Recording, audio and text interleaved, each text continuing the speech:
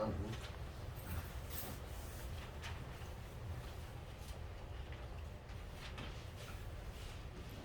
قال قال رسول الله صلى الله عليه وسلم لا ثلاثة لا ترد دعوتهم الصائم حتى يفطر والإمام العادل ودعوة المظلوم يرفع الله فوق الغمام ويفتح لها أبواب السماء ويقول الرب وعزتي لأنصرنك ولو بعد حين. رواه أحمد. Abu Hurairah radiallahu ta'ala anhu reports that Rasulullah said there are three people whose dua are not rejected: the fasting person until he breaks the fast, the just ruler, and the dua of the oppressed, whose dua Allah lifts atop the clouds and opens the doors of heaven.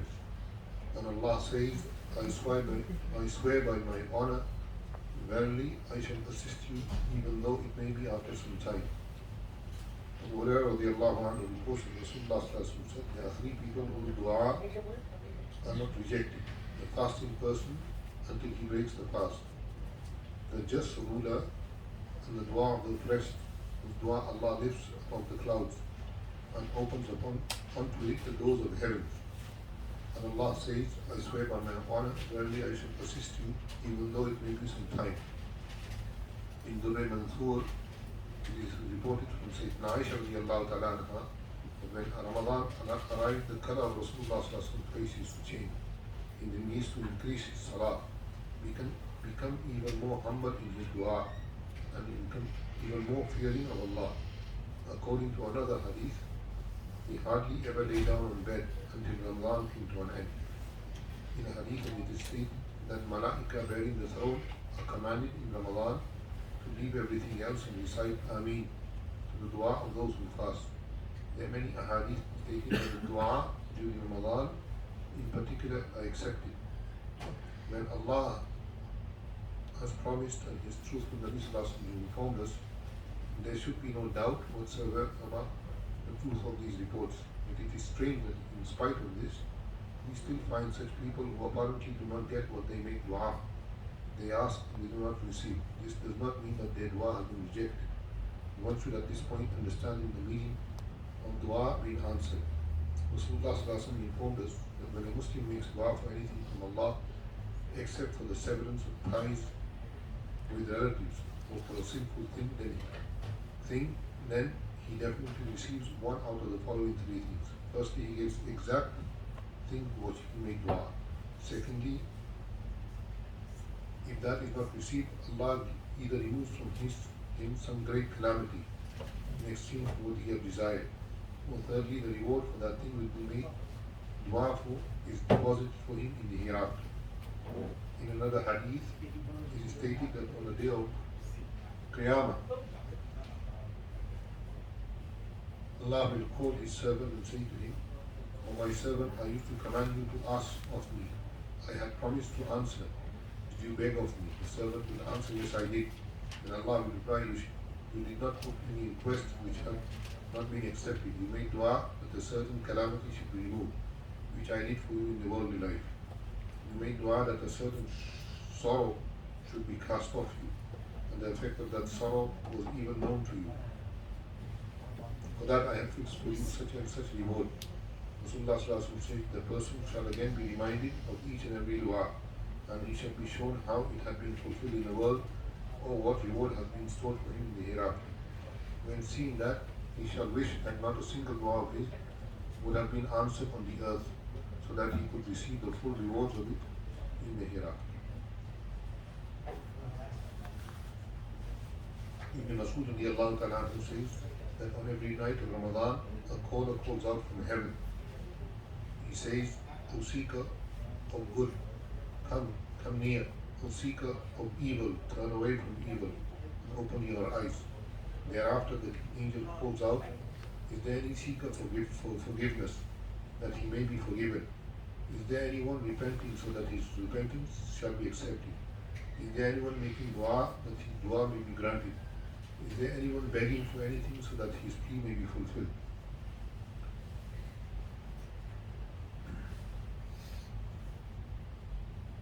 Lastly, it should be borne in mind that there are certain conditions in which dua are accepted. Among them is halal food. Where haram is consumed, dua is not accepted. Rasulullah said, many a greatly troubled one in distress lifts his hands to the heavens, making dua, crying, O Allah, O Allah. However, the food he eats is haram, whatever he drinks is haram, his clothes are haram. In such case, how can his dua be accepted? A story is related about a group of people in Kufa whose dua used to be always answered. Whenever a ruler was over them, they used to make dua for a curse upon him which came to destroy him. When Hajjaj became ruler there, he invited these people, amongst others, to a feast. After eating, he said to them, now I am not afraid of your dua or your curse upon me for these people, because haram food has entered your stomachs. At this stage, let us ponder over how much haram is being consumed in these times, when even people trying to make permissible the earnings of interest money. We find our kuffars who think that bribery and what is obtained from it is permissible, while our traders often, when dealing with people, deceive them. Allah Ta'ala in Ramadan, He accepts dua. Not only from a hadith, the Quran says, وَإِذَا سَأَلَكَ عِبَادِي عَنِّي فَإِنِّي قَرِيبٌ أُجِيبُ دَعْوَةَ الدَّاعِ إِذَا دَعَانِ فَلْيَسْتَجِيبُوا لِي وَلْيُؤْمِنُوا بِي. Whatever you ask Allah for, Allah will grant. So ask Allah subhanahu wa ta'ala for hidayah. Ask Allah subhanahu wa ta'ala for rizq, halal, tayyib. Ask Allah subhanahu wa ta'ala for the goodness of this world and the goodness of the hereafter. رَبَّنَا آتِنَا فِي الدُّنْيَا حَسَنَةً وَفِي الْآخِرَةِ حَسَنَةً وَقِنَا عَذَابَ النَّارِ. Ask Allah subhanahu wa ta'ala to have mercy upon the whole of mankind, mercy upon us. Ask Allah subhanahu wa ta'ala to forgive us. So if you are forgiven, then everything is gone. Ask Allah subhanahu wa ta'ala to save us from the fire of Jahannam. For that is burning. There is no doubt in that. We can doubt people's word.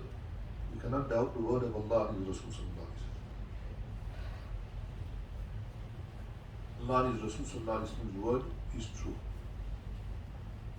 And that we cannot doubt. We hear every day that so-and-so died today. Just now I got a phone call, just now, before I came to the Masjid. I got a phone call in Kendall. There used to be this sister. She died a few years ago from cancer. She had two boys, young boys. One of them, he just attained his pilot's license a few months ago. I think it was a few months ago he attained his pilot's license. Friday he was killed in a plane accident in Bahamas. His father was phoning me and asking me, they want to bring the body from there here, they want to bury him. Obviously he was born here in Miami and so on. I said, okay. This, Allah shows us that this child used to come to Sunday school, I remember. All his deen he learned in Sunday school. Whatever he knew about Islam, his mother one day called me and told me that my sons, they come to Sunday school, they learn their 5 times Salah in Sunday school. Nobody prays at home. She told me.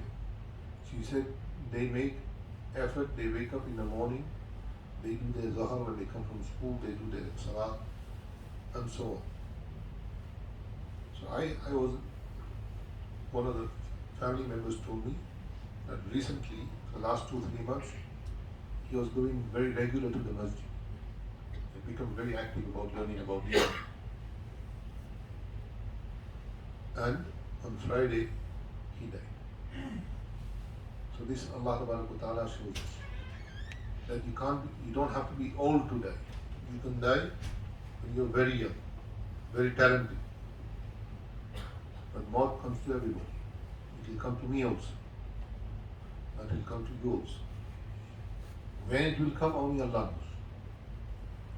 So we must make ready for our grave. We must make ready for the hereafter. Whatever we have here will all be left here. But we make for the hereafter.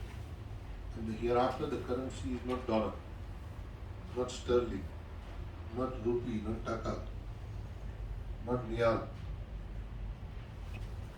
no dinar, no dirham. The hereafter currency is man jaa bil hasanati falahu ashru amthaliha. And the one who comes with one good deed, Allah will increase it to 10. And the person who comes with, and Allah does not stop there. Allah can increase it to however much He wants. However much He wants. So my dear brothers, may Allah subhanahu wa ta'ala give us tawfiq in the month of Ramadan to spend in His path. Ameen. To give to the poor, to the needy. And to give to those who are less fortunate. Also give in the path of Allah subhanahu wa ta'ala. Give in the masajids of Allah. In America, no government gives us money. Sometimes people think that maybe the government are funding. No. The funding is from the people. And those who give in the path of Allah, Allah increases for them. By how many fold only Allah knows. But definitely you spend $1, Allah will give you the ajr of 10. That's minimum. Maximum, Allah knows best. If you give $1, how much Allah will give you for that in the hereafter? To spending $1 in Ramadan. So whatever Allah gives you tawfiq to, give in the path of Allah subhanahu wa ta'ala. And inshallah, if we know when the janazah is, we'll announce it. So we hope that inshallah people will come to the janazah.